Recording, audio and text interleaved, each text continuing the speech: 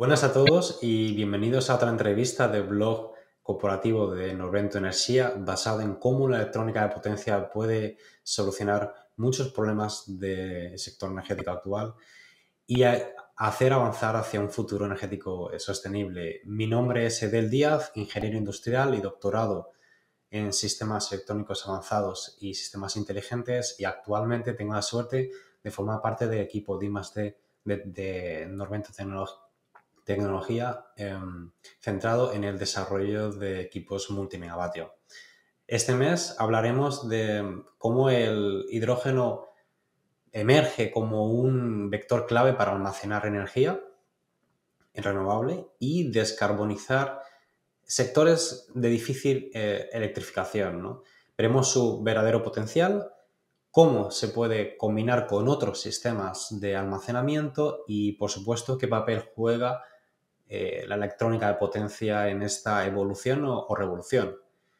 Para conocer todas estas respuestas y otras preguntas que también haremos sobre el hidrógeno, hoy tenemos la gran suerte de contar con todo un experto, Luis José Camacho, del Centro Nacional de Hidrógeno. Una breve introducción. Luis José Camacho Parrilla es ingeniero en la Unidad de Aplicaciones del Centro Nacional de Hidrógeno, el CNH2, y desde su posición, Luis desempeña un papel clave en la investigación, desarrollo y también promoción de tecnologías relacionadas con el hidrógeno, especialmente en las aplicaciones y en su aplicación como vector energético sostenible. Un placer y bienvenido, Luis, a tu casa. Muchas gracias, Edel. Y un placer poder compartir este espacio con vosotros para poder hablar un poco sobre el hidrógeno y sobre estas tecnologías. Y agradeceros la invitación y la labor que hacéis, porque este tipo de blogs en el que se puede compartir este tipo de información que no es tan intuitiva y tan accesible para el resto de personas que a lo mejor no trabajan en estos sectores, creo que hacen una labor muy importante para poner un poco en conocimiento del público en general, pues el papel que tiene este elemento y cómo puede cambiar nuestras vidas y cómo a partir de ahora vamos a encontrárnoslo en nuestro día a día. Y también un poco, pues poner un poco encima de la mesa los avances y los nuevos desarrollos que se están haciendo, ¿vale? Porque al final se están haciendo inversiones con dinero público que al final procede de nuestros impuestos y demás, y me parece súper importante que la gente conozca en qué se está invirtiendo el dinero para mejorar la calidad de vida de todos. Perfecto, pues empecemos con una pregunta más de base, ¿no? ¿Cuál es el papel actual del hidrógeno verde en Europa, en este mix energético europeo, y cómo ha evolucionado su desarrollo en los últimos años? Bueno, pues actualmente el hidrógeno verde representa todavía una fracción muy pequeña en el mix energético europeo, si lo comparamos con otras tecnologías que llevan más tiempo en el mercado. Sin embargo, en los últimos años, la Unión Europea está apostando muy fuertemente por esta tecnología debido a las políticas de descarbonización de sectores, sobre todo como el transporte y la industria, y están impulsando el desarrollo de nuevos proyectos de investigación para demostrar la viabilidad de sustituir fuentes de energía tradicionales por hidrógeno verde. Y al final el objetivo de estos proyectos es demostrar que el hidrógeno como vector energético puede reemplazar perfectamente a los combustibles fósiles en la mayor parte de aplicaciones. Con esto lo que se está consiguiendo es que cada año el papel que juega el hidrógeno verde en el mix energético se vaya incrementando poco a poco, si lo vamos comparando con periodos anteriores. Perfecto. ¿Qué tecnologías de electrólisis se están imponiendo para la producción de hidrógeno verde y cuáles son los principales retos técnicos de estas tecnologías? Bueno, pues para el hidrógeno verde hay varias tecnologías que existen y que ya tienen un cierto grado de madurez tecnológica que se emplean para producir este elemento. De todas ellas, la más extendida hasta la fecha es la electrólisis alcalina, porque es la que presenta un mayor grado de madurez tecnológica, dado que es la más antigua de todas las que hay.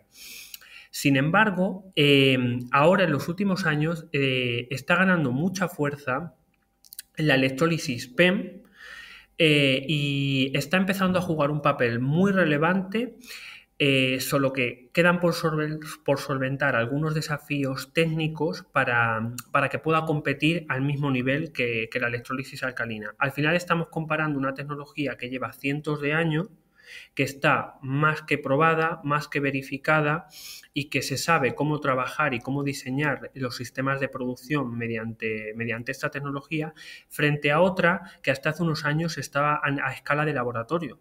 Hemos conseguido en los últimos años pasar una tecnología de escala de laboratorio a que empiece a encontrarse aplicaciones a escala industrial. Entonces, no llegamos al punto todavía de que la electrólisis PEM pueda ponerse o pueda jugar en la misma liga que la electrólisis alcalina, pero sí que estamos empezando a dar los primeros pasos para que eso suceda. Al final, un poco las diferencias entre ellas, para quien no lo conozca, es el tipo de electrolito que se utiliza para producir el hidrógeno, donde en uno utilizamos un compuesto alcalino y en el otro utilizamos un agua desionizada de alta pureza.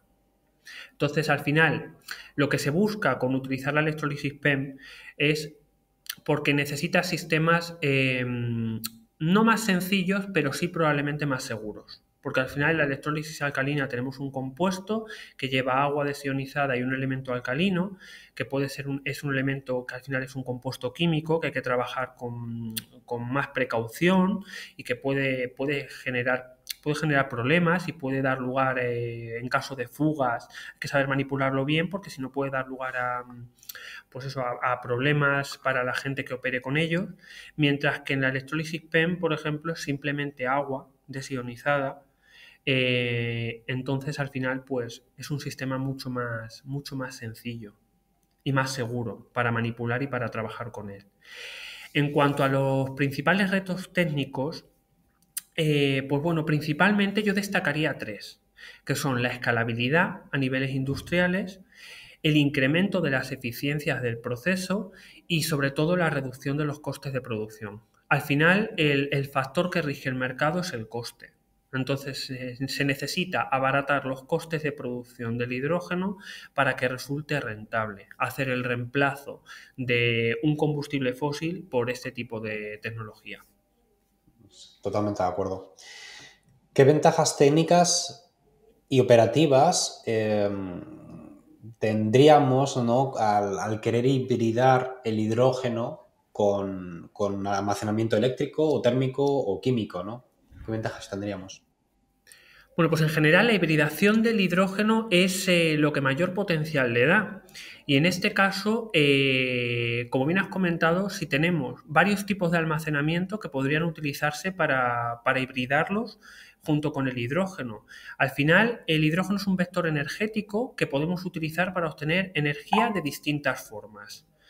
Entonces, una de las formas puede ser obtener electricidad, pero también existen otras como puede ser la obtención de calor, por ejemplo. El más habitual y el más conocido y el que más se puede leer en la prensa y en las últimas noticias es el caso de la hibridación entre el hidrógeno y el almacenamiento eléctrico.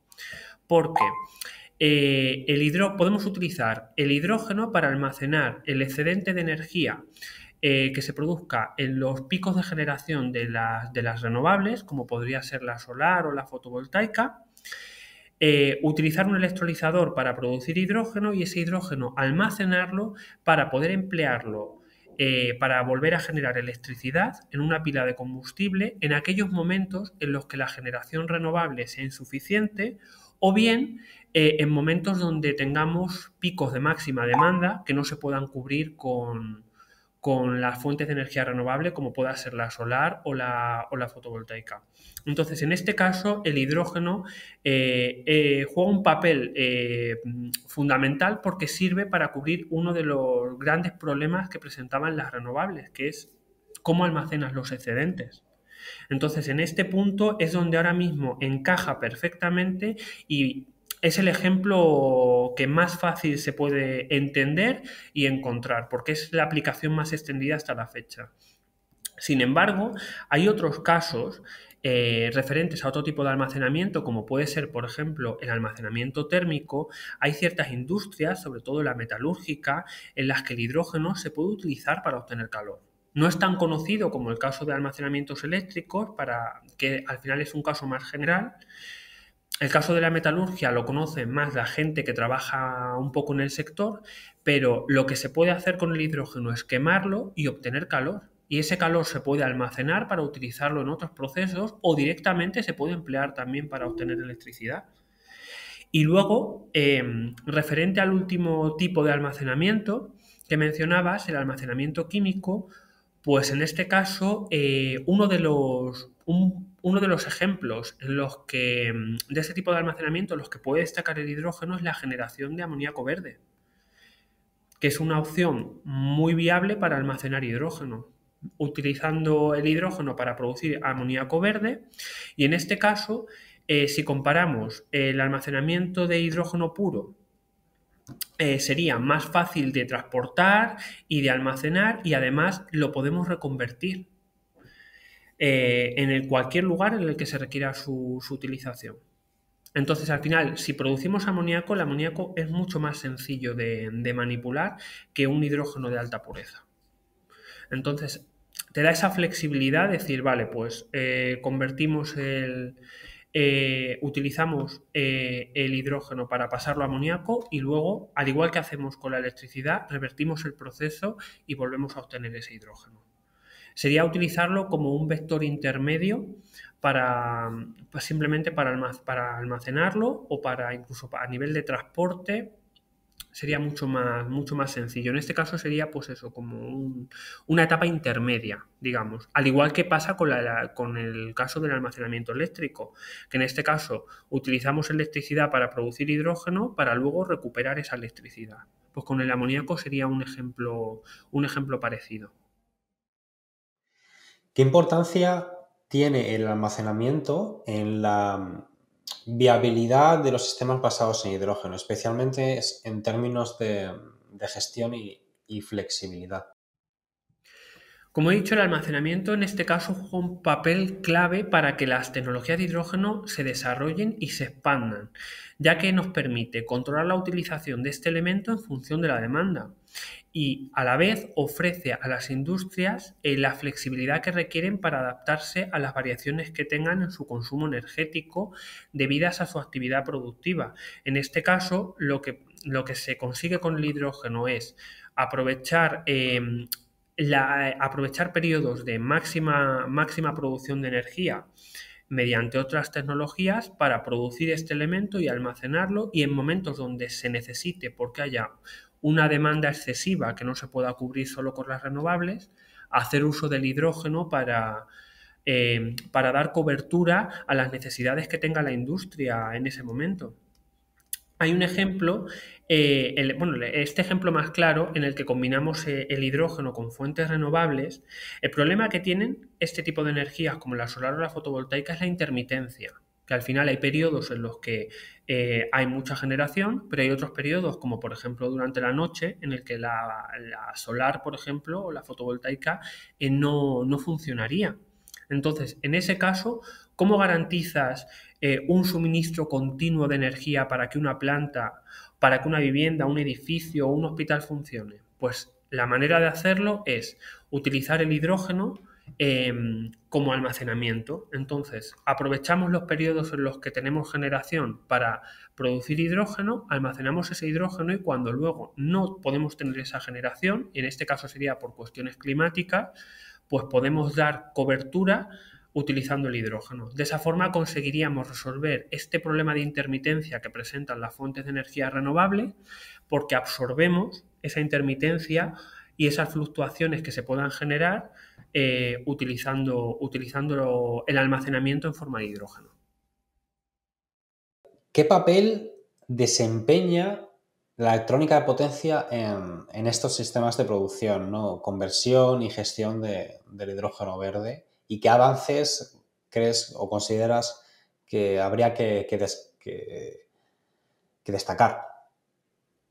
Bueno, pues en el caso de la electrónica de potencia es fundamental para los sistemas de hidrógeno, ya sea tanto para la parte de producción como para la parte de transformación, porque en ambos casos se necesitan convertidores de potencia para poder estabilizar los distintos flujos de energía.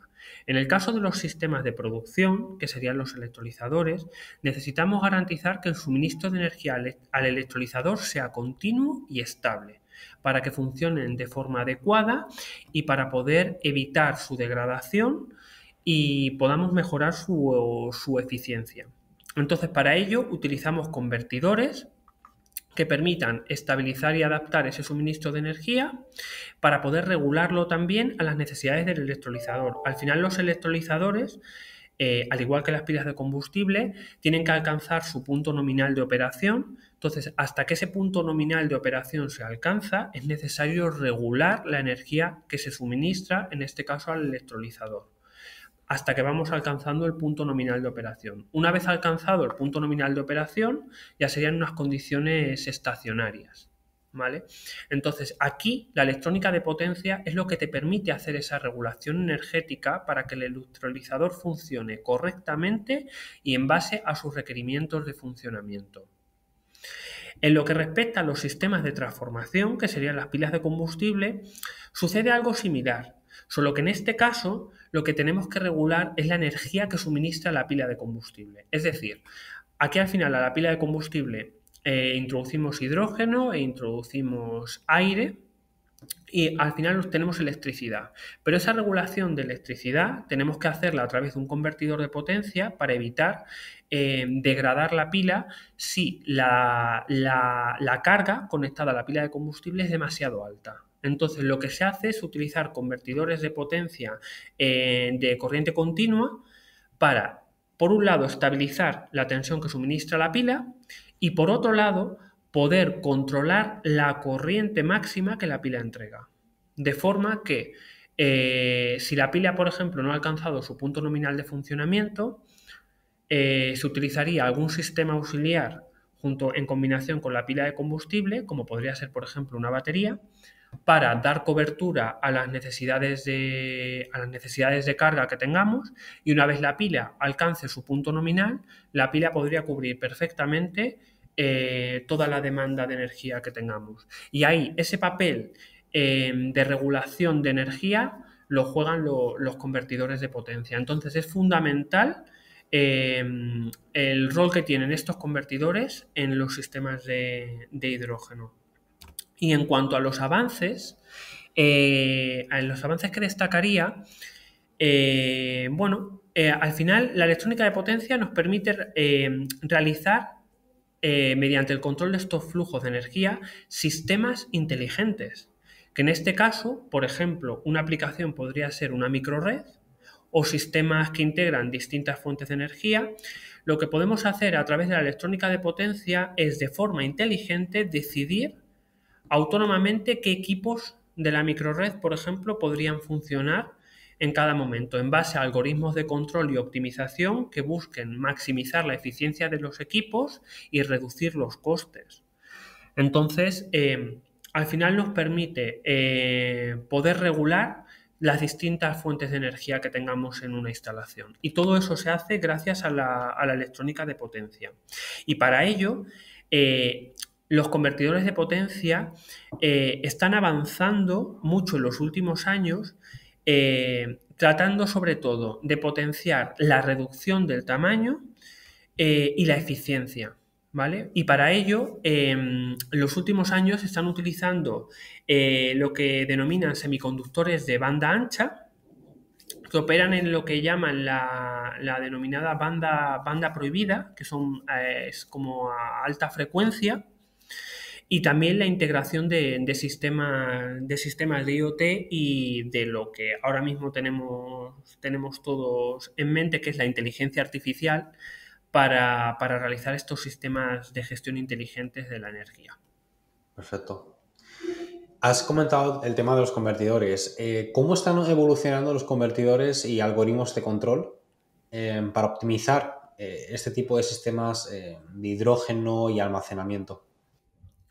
Bueno, pues los convertidores, ahora en los últimos años, debido al desarrollo de estas tecnologías de hidrógeno, se están diseñando nuevos convertidores específicamente pensados para trabajar con estas tecnologías, que lo que buscan es incrementar la eficiencia de conversión entre los flujos de energía químico y eléctrico, porque al final, tanto en pila de combustible como en electrolizadores, lo que tenemos es una relación entre energía química y energía eléctrica. Entonces, ahora la electrónica de potencia se está enfocando en desarrollar convertidores que permitan optimizar esta eficiencia de conversión entre ambas. Entonces, ya no son convertidores de uso general pensados para otra aplicación que se adapten a hidrógeno, sino que ya podemos encontrar convertidores específicamente diseñados y certificados para trabajar con sistemas de hidrógeno. Con ello, lo que vamos a conseguir es que al final estas tecnologías sean más competitivas y eficientes. Y en lo que respecta a los algoritmos de control, es un punto que también está avanzando mucho en los últimos años, gracias sobre todo al desarrollo de la inteligencia artificial. Porque al final ahora tenemos algoritmos de control mucho más potentes y mucho más eficientes que permiten optimizar mucho mejor la gestión de los flujos de energía y los distintos procesos. Actualmente podríamos destacar algunos métodos de control que existen para estos sistemas híbridos que combinan los convertidores con de potencia con el almacenamiento.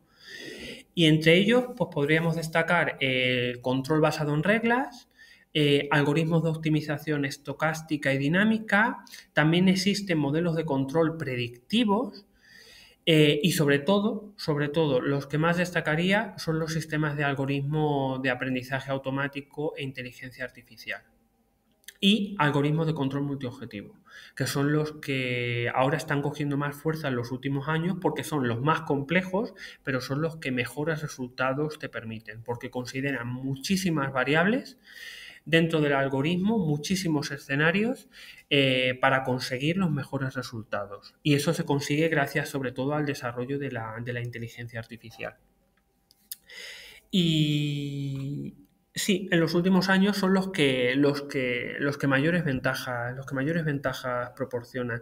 Luego, dentro de esta categoría de aprendizaje automático, para aquellos que conozcan un poquito más todo el tema de la inteligencia artificial, pues hay unos algoritmos en concreto que son los que llaman los DRL, que son los de aprendizaje por refuerzo profundo, que al final se adaptan muy bien a la complejidad de los sistemas energéticos que tenemos ahora, en los que combinamos distintas tecnologías y en los que también estos sistemas de energía se ven afectados por situaciones que no podemos controlar, como pueda ser el clima, el precio, variaciones en la demanda, etc. Y para utilizar estos algoritmos, la principal ventaja que ofrecen es que no se necesita un modelo físico. Se queda todo en una parte computacional, sin necesidad de tener que recrearte ni a escala de laboratorio ni a escala semi-industrial, como sería una microred o una planta en la que coexistan estos flujos de energía para poder desarrollar y probar el algoritmo, sino que todo se hace a través de este aprendizaje automático mediante inteligencia artificial. Entonces, claro, esto al final simplifica mucho el desarrollo de estos algoritmos porque no necesitas hacer una gran inversión en montarte una instalación para poder desarrollarte el algoritmo de control. Y para validarlo también, exacto. Efectivamente. ¿Qué oportunidades, Luis, crees que abre el hidrógeno verde como vector de flexibilidad en sistemas eléctricos con alta penetración de renovables? Pues creo que abre muchas oportunidades y como hemos estado comentando, al final la integración del hidrógeno con fuentes de energía renovable al final es una forma de almacenamiento sostenible que sirve para contribuir a la descarbonización del planeta y sobre todo que permite compensar estas fluctuaciones de carga que estas fuentes de energía renovables presentan, sobre todo si variamos tasas de generación o de producción o la demanda. Entonces, al final, aprovechamos, a través del hidrógeno, aprovechamos los periodos de máxima generación renovable o de mínima demanda para producir este elemento, almacenarlo y luego poder transformarlo para utilizarlo en los periodos contrarios en los que tengamos muchísima demanda o tengamos baja generación. Al final, estos sistemas de hidrógeno verde lo que te dan es muchísima flexibilidad porque los puedes combinar con muchas fuentes de energía. Entonces, como hemos hablado en el caso de las microredes, por ejemplo, se integran sistemas de energía eólica, de energía fotovoltaica, también se integran sistemas basados en geotermia, en almacenamientos en forma de calor o frío. El hidrógeno encaja muy bien y es muy flexible en ese sentido porque se puede combinar con cualquier cosa. Al final, para producir hidrógeno tú lo que tienes es que suministrar la energía al electrolizador. Y te da igual el origen de esa energía. Utilizas la electrónica de potencia para estabilizar esa energía y asegurarte que al electrolizador le lleguen las condiciones que necesita. Con eso produces hidrógeno y te da igual el origen de la electricidad o las fluctuaciones que puedas tener. Entonces esa combinación permite que para obtener el llamado hidrógeno verde, las renovables, en combinación con la electrónica de potencia, permiten que podamos obtener ese hidrógeno verde, podamos almacenarlo y luego hacer el proceso inverso a través de una pila de combustible en la que además el único residuo que se genera es agua, que sería lo único que la única contaminación que estaríamos haciéndole al planeta es el agua que produce la pila de combustible para volver a transformar el hidrógeno en electricidad. Vamos a un tema un poco más legal. ¿Qué aspectos de la normativa actual crees que está dificultando la expansión de los proyectos de la energía renovable y de almacenamiento? Pues aquí es donde tenemos uno de los principales obstáculos hasta la fecha y es fundamentalmente la falta de una regulación específica para el hidrógeno renovable. Porque al final es muy fácil ponerle el apellido verde al hidrógeno, pero hay que analizar realmente si ese hidrógeno se ha obtenido de forma 100% renovable o no. Y luego hay que regular tanto su uso como los criterios de aplicación, de forma que quede muy claro qué es lo que se puede considerar hidrógeno renovable, porque no todo es hidrógeno verde. Hay varias categorías de hidrógeno en función de la fuente de energía que se utilice, pero en el caso del hidrógeno verde hay que ser especialmente cuidadosos a la hora de utilizar esta terminología porque es importante garantizar que ese hidrógeno se ha producido utilizando únicamente fuentes de energía renovables y que luego ese hidrógeno se va a utilizar para obtener electricidad, calor, el tipo de energía que se necesite de forma renovable. Si no, no es hidrógeno verde. Y luego, además, otro de los principales escollos hasta la fecha es la tramitación de todos los permisos para llevar a cabo proyectos de hidrógeno verde. Al final hay muchísima burocracia que solventar y muchísima lentitud en la resolución de los trámites necesarios para llevar a cabo estos proyectos. Y es debido precisamente a la falta de una regulación específica. Uh-huh. Por supuesto. Bien, otra pregunta, quizás un poco más de comparación, ¿no? ¿Qué diferencias clave existen entre el almacenamiento en forma de hidrógeno con otras tecnologías, como baterías o bombas o bombeo hidráulico, ¿no? Pues mira, en primer lugar, si comparamos primero el hidrógeno con las baterías, la principal ventaja del hidrógeno es que es un almacenamiento a largo plazo. Es decir, podemos tener hidrógeno almacenado mucho tiempo. Cosa que no sucede con las baterías, que las baterías al final presentan una corriente de autodescarga o una corriente de fuga en la que poco a poco la batería se va descargando hasta que llega un momento en que se produce una descarga profunda y la batería ya es muy difícil de recuperar. En la mayor parte de los casos ya prácticamente imposible, o si la recuperas, desde luego no va a ser al mismo nivel de eficiencia. Cosa que con el hidrógeno no sucede. Con el hidrógeno al final, si lo almacenamos, por ejemplo, en forma de gas, podemos tener ese hidrógeno almacenado mucho tiempo. Al final puede ser que vayamos perdiendo un poco de presión, pero no vamos a llegar al punto de perder todo el hidrógeno. Entonces, al final, el hidrógeno constituye un tipo de almacenamiento a largo plazo, frente al corto plazo que representan las baterías. Si lo comparamos, por ejemplo, con el bombeo hidráulico, que es otro de los que mencionaba, en este caso, el bombeo hidráulico implica unas condiciones de geografía determinadas para que se pueda llevar a cabo. Entonces, al final no se puede ubicar en cualquier sitio. El hidrógeno sí.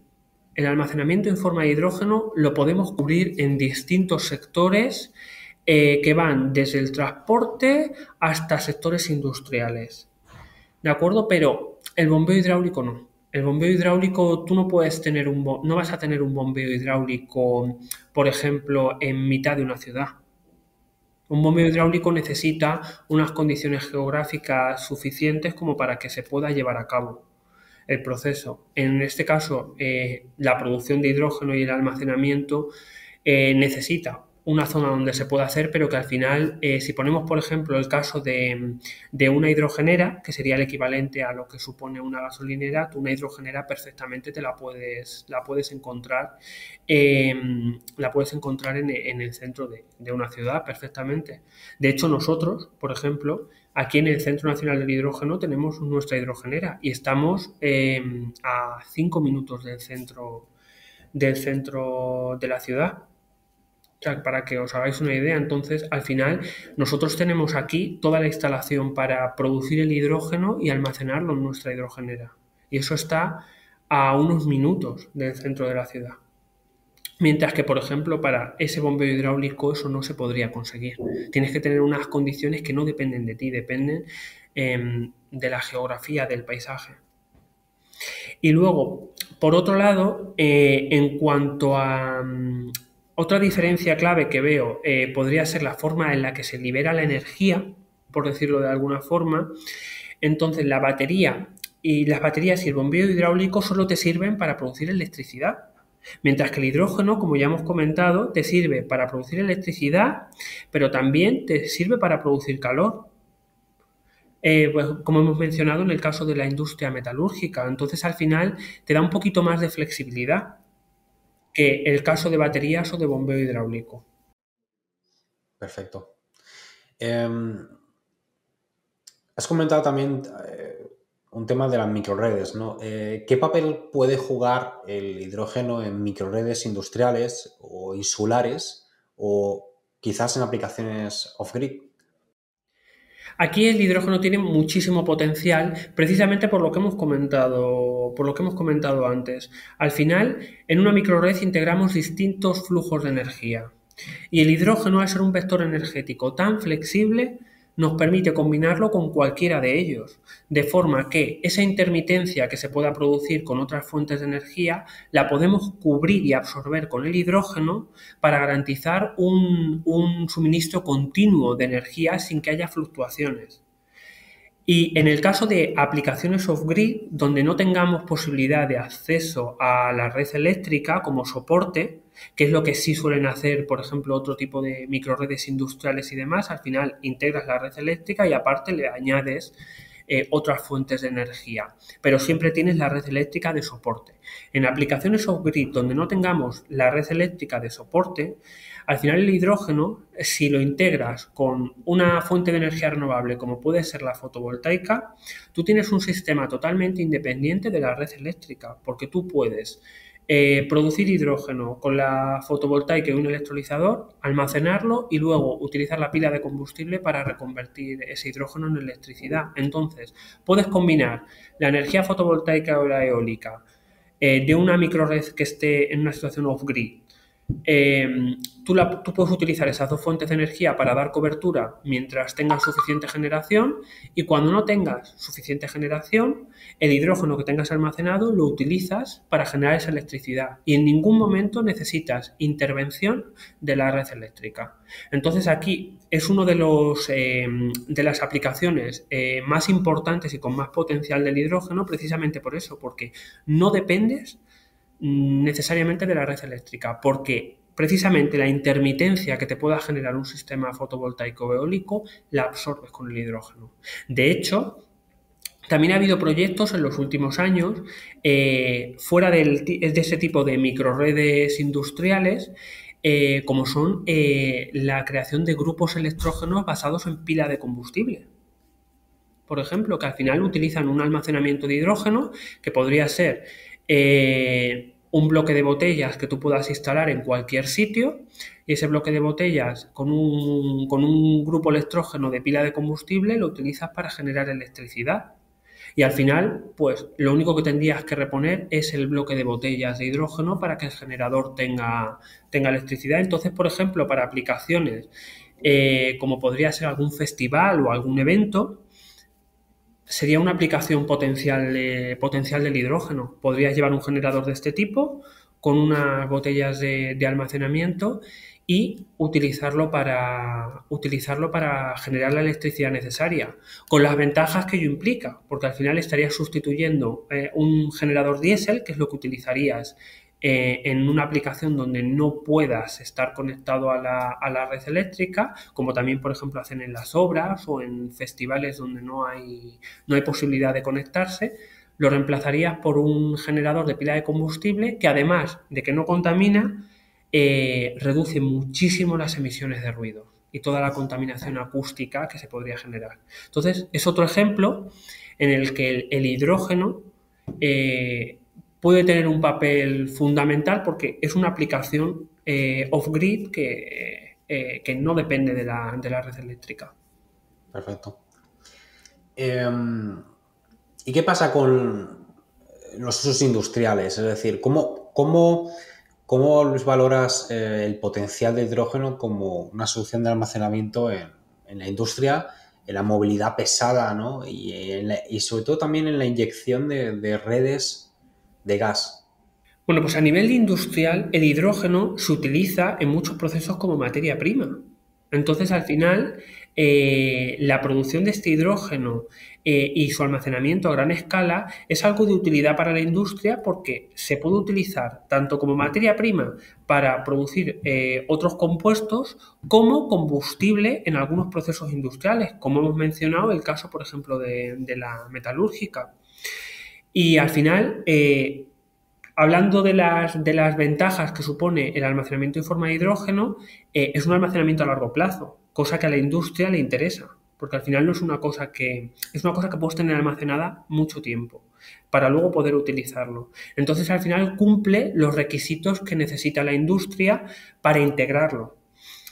En cuanto a otro tipo de aplicaciones, como puede ser el tema de movilidad pesada, en los últimos años se han hecho muchos proyectos de investigación en los que se ha demostrado que el sector transporte, en concreto la movilidad pesada, el hidrógeno puede ser un buen elemento para reemplazar a los combustibles fósiles, y es donde se puede obtener muchísimo potencial, porque al final lo que se busca es hibridar los vehículos eléctricos con estas tecnologías de hidrógeno, de forma que lo que hacemos es lo que llaman los denominados modelos range extender, que son los extensores de autonomía, que lo que hacemos es solventar uno de los principales problemas también del vehículo eléctrico, que es la autonomía y los tiempos lentos de recarga. En este caso, con los sistemas de hidrógeno, lo que hacemos es aumentar esa autonomía y además reducir los tiempos de repostaje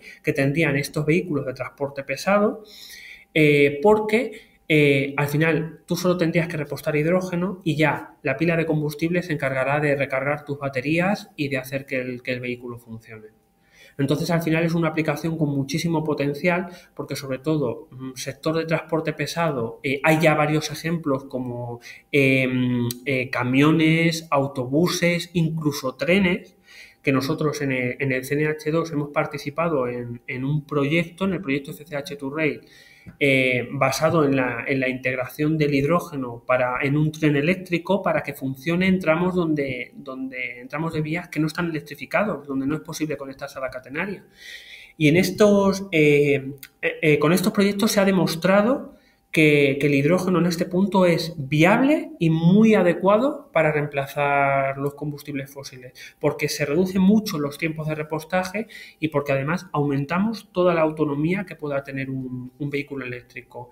En algunos casos, por ejemplo, de algún proyecto que también hemos tenido nosotros aquí, hacer un sistema range extender con un vehículo para transportes de los denominados de última milla, que podrían ser de paquetería y demás, integrar el Power Pack de hidrógeno en ese vehículo eléctrico se conseguía aumentar la autonomía en un 200%. Entonces, al final compensamos mucho las diferencias y la deficiencia en la falta de autonomía y frente al tiempo de repostaje que tiene el vehículo eléctrico.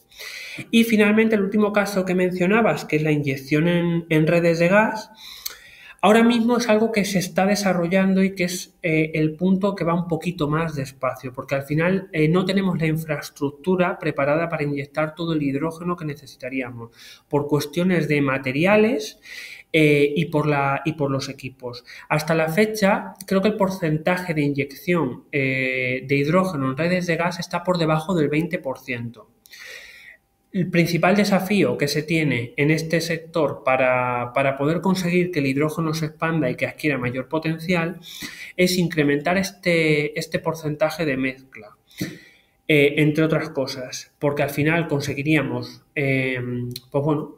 utilizar las redes de gas para inyectar más hidrógeno y podríamos utilizar ese hidrógeno al igual que utilizamos el gas para producir calor. Otro de los puntos es precisamente ese, mejorar la eficiencia de esa conversión de hidrógeno en energía térmica, que al final es lo interesante, que no necesites mucho hidrógeno para producir mucho calor. Entonces, en ese punto también se está trabajando actualmente para mejorar. Pero principalmente eso, destacaría esos dos. La mejora de la eficiencia del proceso de conversión entre el hidrógeno y la energía térmica y el incrementar ese porcentaje de inyección de gas en las redes que tenemos actuales. Aunque para ello hay que trabajar sobre la mejora de materiales y equipos para que puedan soportar realmente ese incremento en el porcentaje de inyección. ¿Cuál cree que serán los factores determinantes en los siguientes 5 o 10 años para el hidrógeno y su almacenamiento a nivel industrial y a nivel de gran escala? Pues uno de los fundamentales, que es el que acabo de mencionar, es mejorar las eficiencias de las distintas tecnologías, especialmente de los electrolizadores, porque al final lo que interesa para que el hidrógeno gane escala industrial es poder producirlo a escalas industriales. Y para ello es fundamental incrementar la eficiencia de estos electrolizadores para así poder reducir los costes de producción. Al final el coste es lo que regula el mercado y lo que necesitamos es que el hidrógeno sea más competitivo que otras tecnologías. Entonces, para ello hay que intentar optimizar los materiales y componentes de electrolizadores para incrementar esa eficiencia y reducir así esos costes de producción. También, por otro lado, destacaría el desarrollo de infraestructuras que de verdad puedan albergar ese hidrógeno a escala industrial y que puedan distribuirlo de forma sencilla. Al final es fundamental poder dar cobertura a las demandas que la industria tenga de este elemento. Y ya no solo la industria, sino también a nivel de usuarios finales. En el caso, por ejemplo, de lo que hablábamos del sector de movilidad, si queremos encaminar el sector transporte hacia vehículos propulsados por pilas de combustible, ya sea para usuarios finales como para profesionales que se dediquen a empresas de transporte, pasando desde un coche hasta un camión o un barco de pila de combustible, necesitamos contar con estaciones de repostaje. Y esas estaciones de repostaje tienen que contar con la infraestructura suficiente para poder recargar sus almacenamientos internos o para poder integrar esos sistemas de producción de hidrógeno, esos sistemas de compresión y esos sistemas de almacenamiento para poder tener el hidrógeno almacenado y dar cobertura a la demanda que los usuarios puedan tener. Y luego, finalmente, también destacaría uno de los principales problemas que hemos comentado, que es el marco regulatorio. Es necesario un marco regulatorio claro, específico, en el que se marquen y se defina bien el concepto de hidrógeno verde, que vaya en concordancia con las políticas de descarbonización tan restrictivas que se está marcando ahora desde la Unión Europea con el objetivo de mejorar la sostenibilidad y descarbonizar el planeta. Entonces es necesario que este marco regulatorio, junto con estas políticas de descarbonización, vayan alineados para incentivar la utilización de este elemento en industrias y mercados que ahora mismo todavía no se ha implementado. Entonces, es necesario políticas restrictivas y una regulación clara para obligar un poco, en cierta medida, a por lo menos estudiar la viabilidad técnica de sustituir ciertos combustibles por el hidrógeno en determinados procesos. A lo mejor en todos no se puede sustituir, pero en la mayoría probablemente sí. Entonces es necesario encaminarnos hacia poder utilizarlo en todo lo que se pueda y hacer que sea lo suficientemente rentable como para poder implementarlo. Porque al final las empresas se sostienen a base de balances económicos y es necesario también mirarlo desde ese punto de vista. No solo sirve con mirar la descarbonización del planeta, también hay que ver que realmente las empresas sean rentables hacer esa sustitución de los combustibles tradicionales por el hidrógeno. Entonces, hay que encaminarlo todo a través de la regulación y a través de fomentar políticas más restrictivas hacia el estudio y, si es posible, la sustitución de combustibles fósiles por tecnologías de pila de combustible. Al final, es necesario analizarlo y es necesario ver si es viable porque lo que va a determinarlo va a ser el coste y la demanda, que son los dos principales elementos reguladores de cualquier mercado. Perfecto. Bueno, con esto acabamos. Solo me queda agradecerte tu tiempo, Luis, y compartir con nosotros tu conocimiento en este campo. La verdad que es un campo que promete mucho y muchísimas gracias.